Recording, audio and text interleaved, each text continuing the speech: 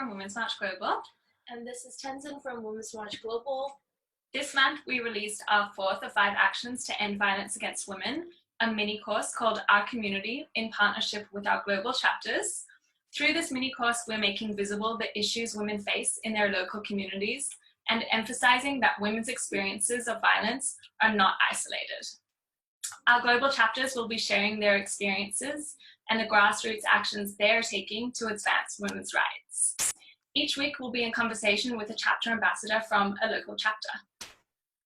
This week, we're speaking with Cecilia and Lynn from Women's March Barcelona. Hi, everyone. We're so glad to have you join us. If you have any questions for Women's March Barcelona members, please put them in the comment box below. So, Cecilia and Lynn, can you please tell us about how you became involved with Women's March Global and how you decided to start a chapter in Barcelona? Lynn, you can start. Thanks. Well, like many people, I think, that got involved with Women's March outside of the States, I'm a resident of another country. And so after the election and hearing about the march, I was kind of feeling like, you know, I want to be involved in something because I couldn't go to DC, and really found a Facebook event that very quickly led to a meeting that happened on, if I remember correctly, Cecilia, a Monday night. And 6 days later, we had the march. And we had about 5 times as many people turn out as we were super psyched about having, because I think we had about 2,500 in the end. So, you know, it started as a reaction to that election result, as it did for many people. But for me, I was a fairly new resident of Barcelona at the time, and I just wanted to find a way to get involved with my community, and Women's March Barcelona turned out to be the perfect way. Yeah, I think basically her story is similar to mine. I'd been living here a bit longer, but I think like a lot of people felt across the world, not just Americans, there was a lot of shock at the election.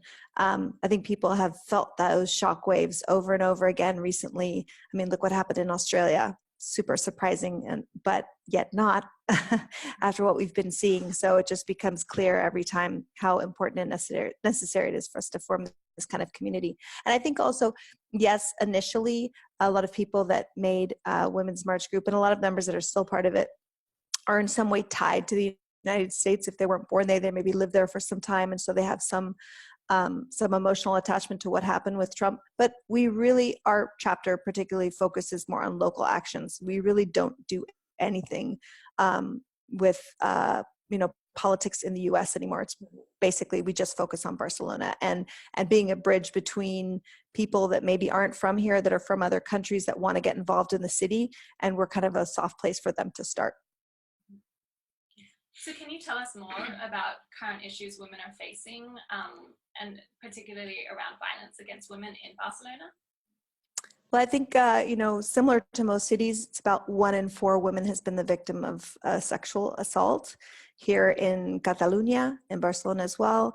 And then it's something I read, at least this is the numbers about 2 years ago, it's about 57% of women have been victims of some sort of machista violence. So whether that's being yelled at on the street, or although actually they did say that they had they did not include, actually being yelled at on the street.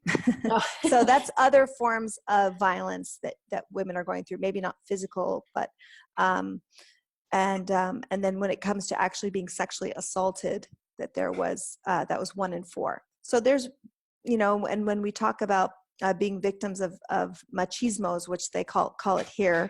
It could be where you're being bullied in your job because you're a woman. There's a lot of different ways, right, that being a woman can kind of get in the way of you having a normal life in some ways. And so all of those things are included. I don't think that we are have more violence against women than other countries. I don't think we have less. I think that's one thing that you see across the board, is that 1 in 4 number really remains. And that's also the 1 in 4 that actually say something, right? There's a lot of women that have been victims and never spoken up. So we can just surmise what that number really is. Cecilia, it's interesting that you mentioned that, because the numbers of reported rapes in Barcelona went up last year. pretty substantially in terms of what our the police force here was reporting. And I think at first everyone's reaction was like, oh my God, that's horrible, because it was quite a significant increase. But then I think most people are understanding that obviously it's never a good thing, but that more women are reporting. And so maybe we are understanding the true nature of what's happening in our city. And also if more women are reporting, more are hopefully getting help.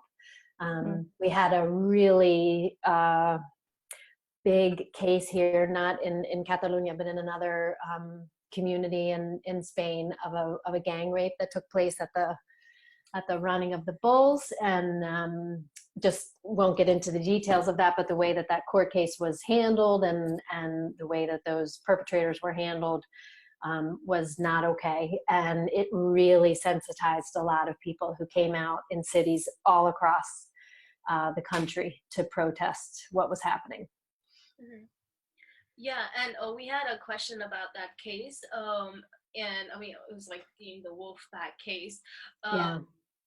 And it got a lot of media attention, and we were just wondering how that influenced and galvanized the women in Spain, and what followed through after that. I think there was almost several stages of grief for women here. The first one being the case itself. It was a young woman, she's 18 years old, and even the people, the men here in the group who claimed their innocence admitted that they were basically forcing her to have sex with them within 10 minutes of meeting her, which I think just shows you there how unlikely it is that she had actually agreed to have sex with 5 people in a doorway of a building that she did not live in. And then beyond that kind of shock and surprise that, the perpetrators themselves, I mean, we're talking about a police officer, someone involved in the military, people that are in positions of authority. So if they can do this to this woman, what else have they done? The other thing was they were in a group chat, and that's how they were found out about. And this group chat wasn't just these 5 guys. It was a huge amount of people that not only heard about what they did and saw the video, which is how it all got out, but, they were encouraging them and going, yeah, you guys do it. And, basically this was okay behavior, not just for these 5 people, but for the community around them. And then to make it even worse, when the case came around, they were basically, the punishment was very small, and they were allowed to walk free while they're pending trial. So it's been, I think, just a blow after blow after blow to people thinking, well, I mean, of course, their friends would stop them if they, no, their community would do something about it. No. And then this is one of those boys will be boys, is what you hear. Right. But how about, Cecilia, the way that people came out? I mean, there was one decision that happened, and I can't remember, in the course of this trial, and I can't remember exactly which one it was, but I do remember it was a Friday afternoon when we found out, and literally within 2 hours, every major plaza of every major city in Spain was literally filled with people. Mostly women, yes, but lots of men as well. I mean, we Barcelona, the plaza where our city hall is was you couldn't even move. And I think, unfortunately, it takes things like this to galvanize and sensitize people. When you hear a judge saying things like, after having watched the video, it seemed like maybe she was enjoying it. Right. Yes. And so because she didn't say anything. Right. She wasn't saying no. She wasn't saying anything. She was petrified. Right. Yeah. But so, and I feel like it's, like it wasn't just kind of a flash in the pan kind of thing. I feel like, La Manada will go down in history in this country as a turning point. They changed, at the level of like the Attorney General of the country. They changed the makeup of one of their committees that deals with sexual violence, because at first it was all men. Yeah. Like after the Manada and after this new government was formed, the commission was all men, but a lot of them resigned. They walked out and they said, we won't go back in until we're at least half women. And I think that was a direct result of the Wolfpack. So. Yeah. Yeah, I think that Wolfpack case really made visible the process of seeking justice, and more than that, the barriers that women face in seeking justice. So I'm wondering if you can speak more about the barriers and systems that are in place that restrict the advancement of women's rights in Spain, and kind of restrict that process of justice for women who have been victims of sexual abuse. I mean, one thing I can say is I think there is a lot of similarities between here and the States and a lot of other countries in terms of barriers that women face. One barrier is the judges. A lot of judges have had zero training whatsoever on what these victims go through and what their trauma is. And so they go into these with these old school expectations of what women are supposed to be like in life and what men are supposed to be like. And they bring that into their court cases, and they treat victims as almost perpetrators, right? They're leading people on because of how they dressed, or, they immediately, what did you do wrong in order to get yourself in this situation?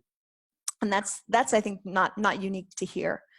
Another thing too, I think, is just when it comes to not necessarily sexual assault, but even just domestic abuse situations, just the same thing you have in other countries, being believed, being it, and there's only so many things police can do in certain situations, right? If you can't for sure say that someone attacked you, but maybe they just verbally said stuff, how much protection do you really have? And unfortunately, it's just one of those things where it just has to escalate till it gets so dangerous that maybe you're almost killed before the police can actually do something. And so, how that can be fixed, I think a lot of it is about education. And getting in there early and doing specialized training for people, police stations, hospitals that receive rape victims, for example, that's an issue too. I mean, we just, here in the city, for example, we actually have a specialized rape clinic at one of our main hospitals, Hospital Clinic. And we read an essay that one of a member had sent to us to say, hey, this is an experience she went through with a friend of hers who was raped in the city, and how they basically spent the whole night bouncing from hospital to hospital to hospital because they didn't know how to do the proper rape kit, and it wasn't the exact place they needed to do, and they need to get paperwork signed. And of course, when you've just had something horrific like that happen, you're not going to know who knows what you're supposed to do. We don't have a pamphlet in our back pocket that explains what the procedures are. So I think part of it is that too, is educating not just our police and our judges and our criminal system, but also our hospitals and our nursing staff and our primary care centers. I have a little bright spot to report, and I agree with Cecilia that I'm a social worker, and I worked in social work in the States, and do some similar work here. And I think the problems are very similar. Obviously, there's some cultural differences, but problems with undocumented immigrants, because they don't want to have any interaction with the police, and so they might not report, and things like that, and how we need in both places like a firewall, right, so that you can report crimes and not have your immigration status questioned as a result of that. But I was at a conference just last Friday, and a female mozo, which is our police here, who's been with the force for about 25 years, wrote a book last year about her. She has become their expert on domestic violence situations, and was able to write a book using a lot of the stories that she had heard and a lot of the cases she had worked on. And she's become a recognized expert and is training all of the police and really, really sensitizing them to how to deal with these cases. So I felt really, really good after I heard her talk. Yeah, and you mentioned when you talk about barriers, you have to educate these judges, and also have access to hospitals that are also very educated on these issues. But oftentimes it's also changing the views of people who have these outdated outlooks, and it's also changing the views of men. And so do you see men getting involved in this conversation in support of women, especially when you have some people in power like the politician Santiago Abascal, who is actively working to repeal the gender violence law that is designed to protect women from sexual violence? Yeah. Yeah, Santiago Abascal is part of Vox. There's some very right wing parties here, like in most countries. The thing about Vox is it actually is very new, so it just came up, and it's actually this is a horrible word to use, but it's true. For many regions, it was sort of trending, right? It was kind of cool to be part of this new political party that was coming out and saying things as they felt them. The good news was when it came to the actual elections, they didn't do half as well as they had hoped or their followers had hoped, which was great for people like us that are trying to make sure that we protect the most marginalized in the society. And Vox is definitely working against that. I think Santiago Abascal is an extremist, and so his views are not necessarily representative of most men that I know. I do think that there are organizations, but they're very small in town. Like we have worked several times with a group called Homes Igualitaris, which in Catalan means Men for Equality. And they're a feminist men's group that works to educate men on feminist issues. They work to educate men on their own emotions and what, things that can even cause domestic violence and these types of behaviors, and how to also be caregivers, which is what a lot of men are told not to do. So I think, but unfortunately, these groups are few and far between, and they're not, boiling over with members. So men, they need, in our opinion, and we talk about this a lot with Women's Arts, we think they need to be a part of this. And in some ways, we are controversial here in Barcelona because a lot of the feminist groups here are what are called no mixtas. They're not mixed. They don't allow men to participate. And we are not like that. We think men should participate and have to participate. So in some ways that separates us a bit from some of the more traditional feminist groups here in town. Now that was kind of a big surprise for me when I got here and got involved with Women's March, and so consequently with other local groups that I had not experienced before. This, even men coming and saying, we're for equality and we're feminists and we want to help and let us know how to help. And it's sometimes, no, thank you. And of course, I can understand, I think we can understand where that sentiment comes from, and that, in some ways, I certainly understand the sentiment of, why don't y'all just shut up for like the next 500 years or so, and just like we've done since the beginning of time, and then we'll let you talk again. But I definitely I think Women's March in Barcelona has a helpful role to play in that regard to show how, I'm not saying that we have something to necessarily teach, but just the way that we do things, like Cecilia said, is a little bit different, and so maybe that'll help bridge some gaps that exist. I don't know. Yeah, it sounds like you're creating a space for a more open conversation, and I think that's really important. And yes, on the one hand, you have political groups like Vox who are working to repeal laws that help women with domestic violence, and also are calling to end federal funding for organizations that are fighting for women's rights. But on the other hand, you have Barcelona's mayor, Ada Colau, who is the first ever woman mayor.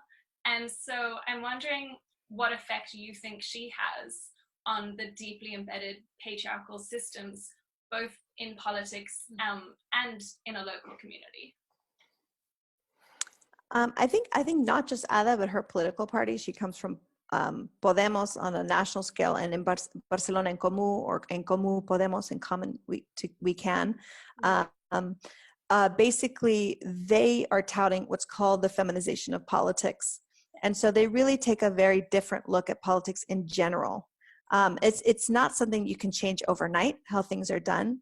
But even something as simple as if you go to a meeting or an event that they do, they'll have childcare so that people with children don't have to miss it. Mm-hmm. So it's just more participatory. It's also more, I would say, horizontal in how it works, and it's more about listening than it is about speaking, which is, I think, what politics should be about in general. But no system is perfect.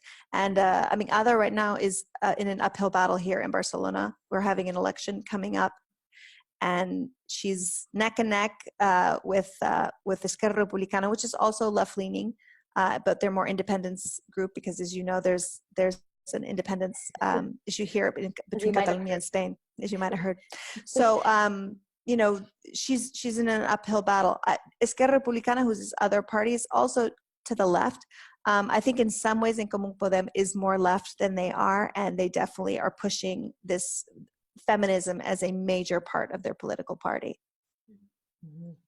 Yeah, it's kind of the flip side of what I said to the last question, very, very pleasantly surprised, although that sounds anodyne, but applying for any kind of grant here in the city or with the government of the whole community of Catalonia, you could be applying for a grant to plant trees, and they want to know about the gender component of the work that you're going to do. And to me, it doesn't feel heavy-handed, or it doesn't feel forced, but it's just this message and this effort that overlays everything that this government is trying to do, to say, we're talking about everyone here, men and women, and people who don't identify as either, and children, and undocumented immigrants, and Spaniards that have been here since the beginning of time, and I really have found it very, beautifully refreshing and hopeful, I think, to see how they've managed incorporating that gender piece. I don't know what will happen if she doesn't win, if it'll go away, but I think it's one of those things that, like, once it's happened once, and people have had to go through that process of thinking, how does my proposed project affect women and affect gender equality, and I think it's, even if it goes away temporarily, it's going to come back, and we're heading in that direction. And I really feel like they're in the vanguard of that. Mm. And you mentioned when you said that you were like, if you want to have a grant, like they ask the gender component. So it hits to our next question, where like, what actions are actually being taken or can be taken to change the barriers to justice and violence faced by women in your country? And if you can also speak about the chapter events you've organized in regards to this issue. For example, the V-Day event that that you've organized in February. Yeah, well, the good news is we just got news today that one of the grants we had asked for, we've gotten some money to help pay into that V-Day. Basically, V-Day event was, other people do V-Day events all over the world. We did it in the month of February. And it's basically to raise funds for, you choose two groups or one group or whoever it is that you want to give the funds to. And all the money, all the profits go to these organizations. So we worked with two organizations in town. One is called Mujeres Palante, and the other is called Tamaya Viura Senza Violencias, which means live without violence.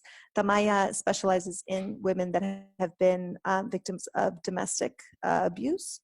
And Mujeres Palante focuses on immigrant women, and of course within that are women that have been victims of either domestic abuse or sexual assault. And they have special programs for women that have been victims of that.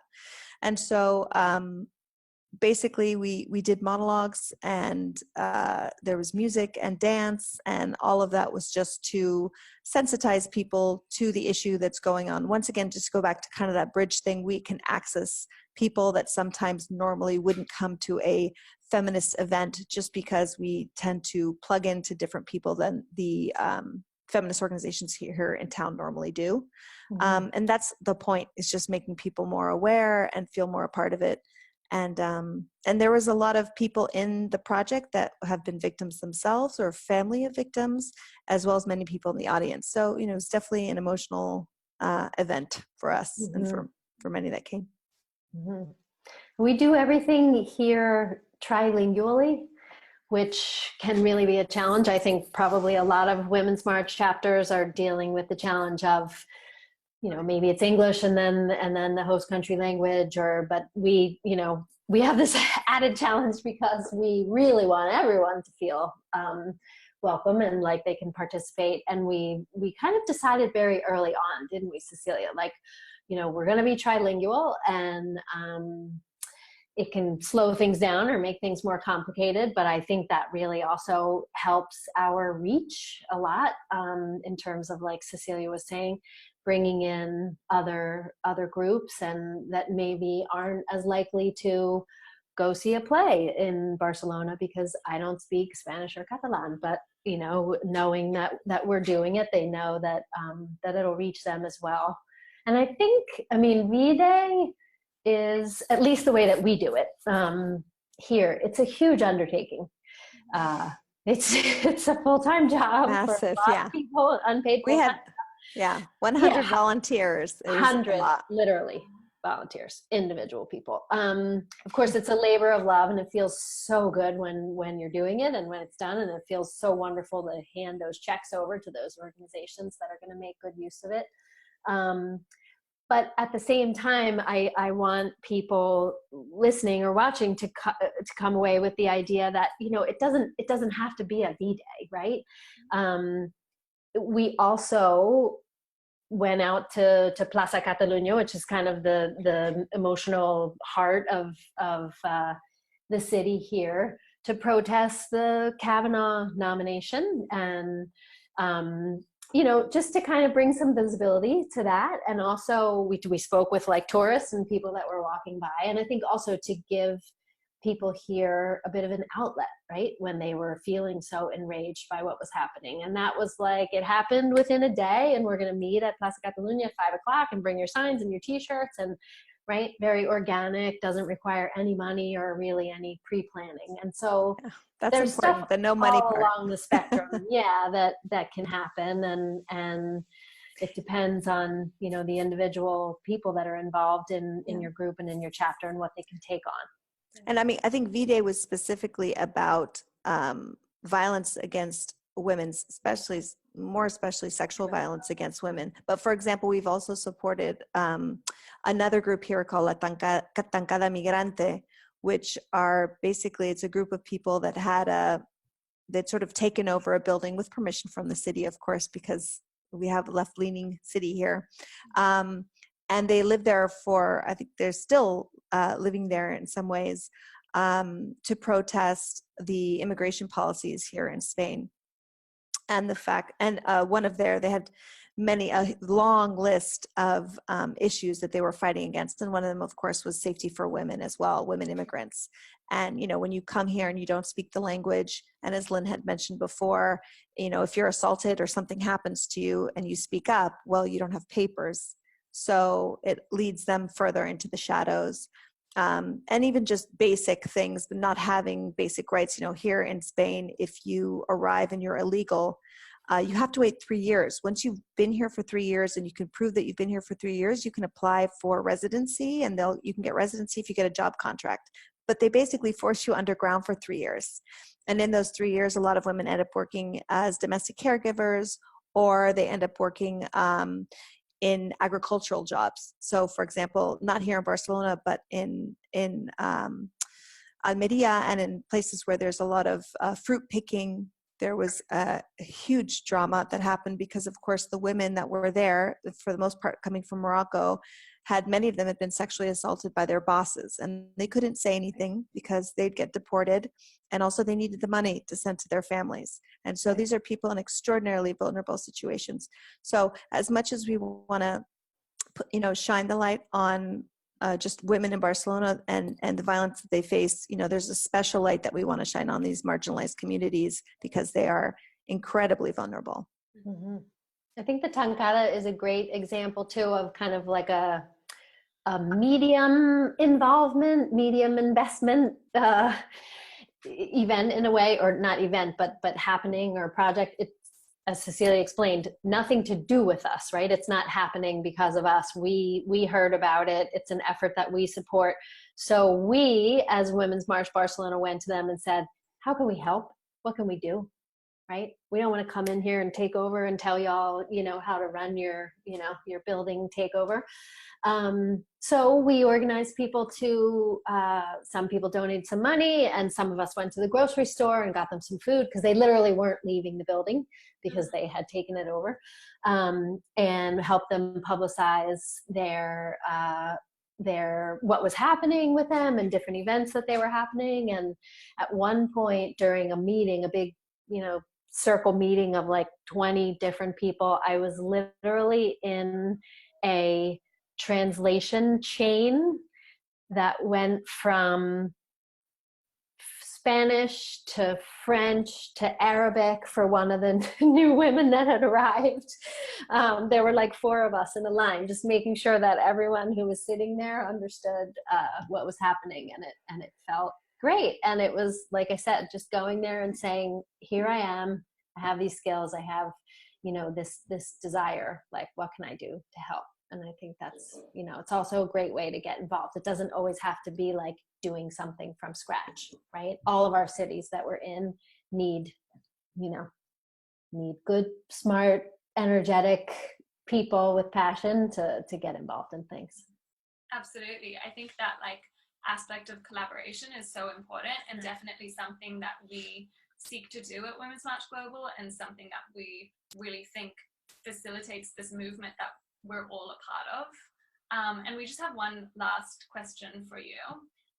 So part of what inspired Women's March Global to create this webinar series is to give our global chapters the opportunity to engage in dialogue with each other and share stories across borders. And so to finish, we want to know what message you want to send to our global community who are watching this right now. First, I would just say that we're just honored to be a part of them, and that we want to learn from them and hear about things that they're doing in their cities, actions that they've done. For example, one thing that's been happening here now is they're starting to do phone banking and door to door for these latest elections. Mm-hmm. And that's something that we've seen in the United States all the time, but here it's something it's never been done. And we used to be looked at like a person that had our head screwed on backwards when we'd mention that. And it's just that happened to me for sure. And it's just, to me, it's so amazing to see how we're talking globally now, and we're communicating globally, and we're passing on good ideas to each other. And we just need to continue to do that. And I think especially a community like this one, where it's empowering women, is so necessary, so important, and there's a lot we can share with each other. So we can't wait to hear what what we can learn from everybody else. Yeah, I would really just say ditto. I think there's a theme of listening, because that was really that was the first thing I thought about when you asked that question, Maya. That's a lot of what we do here, is just going out and listening and saying, tell us what's going on, tell us how we can help, tell us how we, what we might be able to bring. And then also, like Cecilia said, hoping to learn from other chapters as well by listening, right? Maybe somebody out there has a great idea for us for something that, we've been banging our heads against the wall about. Thank you so much, Cecilia and Lynn, for joining us today and sharing your perspectives and expertise on the reality of women's rights in Barcelona. We appreciate you giving your time and connecting with our global community, and thank you again. You're welcome. Thank My you. pleasure. So we'll be continuing this month's mini course, Our Community, our 4th of 5 actions to end violence against women. Next week, we're holding a joint forum with ambassadors from various global chapters. This is a really exciting opportunity for our global chapters to speak with one another about the issues they're facing in their local communities, and the actions they're taking at a grassroots level to advance women's rights. So follow the link in the comment box to sign up. We hope to see you there. Thanks for joining us today. Thanks for having us. Bye.